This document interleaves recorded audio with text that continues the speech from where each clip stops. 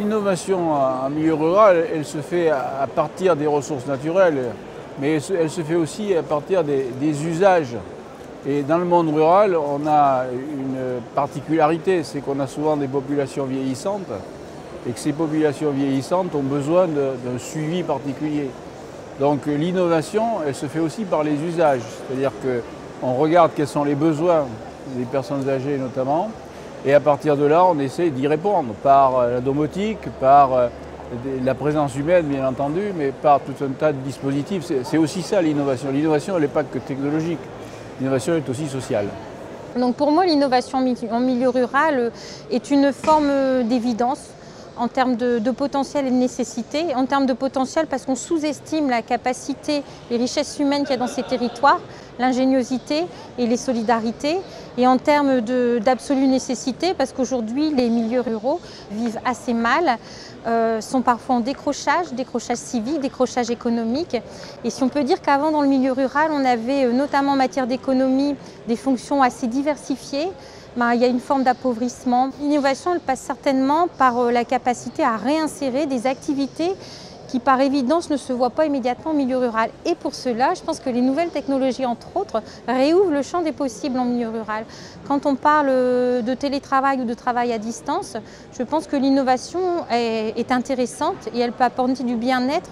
D'abord pour amener de la richesse et de la valeur ajoutée, du lien social dans les territoires ruraux, puis aussi pour éviter à tous ces pendulaires, ces gens qui font, parce qu'ils sont dans le grand périurbain, au milieu urbain, des navettes pour aller trouver de l'emploi dans les grands centres urbains, de se déplacer. Et on pourrait trouver finalement une réimplantation d'activités, y compris à haute valeur ajoutée. C'est ce qu'on commence à voir sur des toutes petites entreprises de conseil, de publicité, des créatifs, qui maintenant peuvent s'autoriser à travailler en milieu rural en étant connectés au monde entier.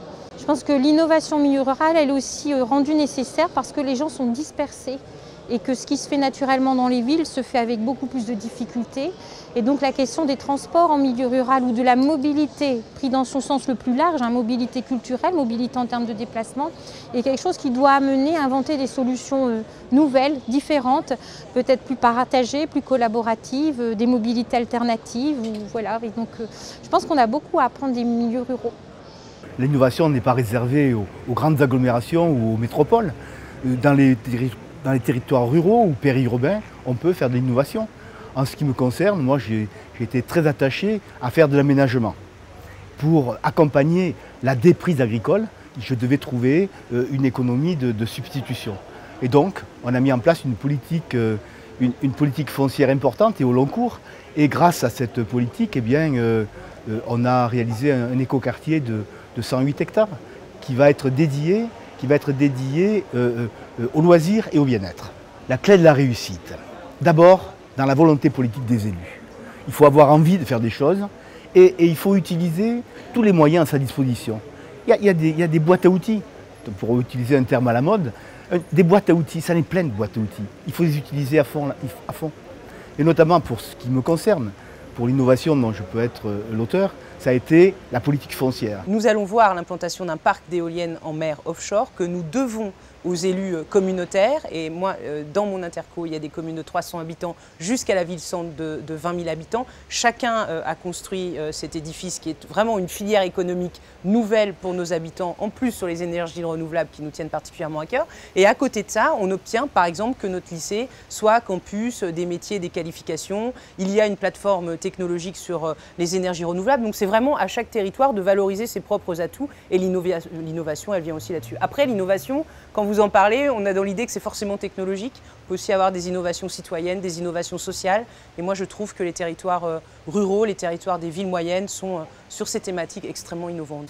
Alors l'innovation, déjà, c'est un mot qui me déplaît parce que j'ai tellement été confronté à des recherches de financement sur des projets innovants et où justement il faut mettre l'innovation en tête de demande en fait et où on se préoccupe jamais de financer ce qui reste. On est toujours à la recherche de financer de nouveaux projets innovants. Et je pense que souvent l'innovation, ce qu'il y a de plus innovant, c'est d'arriver à garder les systèmes qui ont marché, de les garder en vie. Déjà ça, c'est innovant. Après l'innovation, ça peut prendre des tas de formes. Je veux dire, l'innovation, je prends un exemple.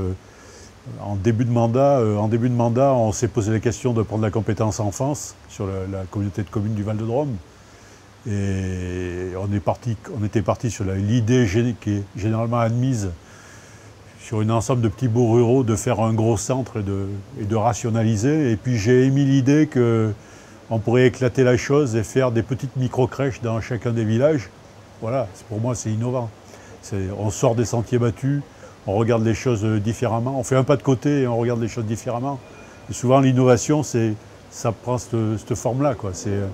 C'est un point de vue légèrement différent. L'innovation, c'est une fleur très particulière. Il lui faut un terreau extraordinaire, mais qui se retrouve aussi bien en rural qu'en urbain, à partir du moment où il y a un territoire qui vit, qui sait se développer et surtout qui a du savoir-faire, qui ne l'a pas perdu, qui a su le transmettre, le faire vivre normalement, mais également en collégialité ou en partenariat avec les industriels en particulier, qui peuvent aussi se retrouver dans une attitude citoyenne. L'ensemble de ces choses-là permet d'avoir une possibilité de se projeter dans l'avenir, et cette projection peut mêler tous les publics, décideurs économiques comme élus locaux, comme bien entendu ouvriers, artisans et commerçants.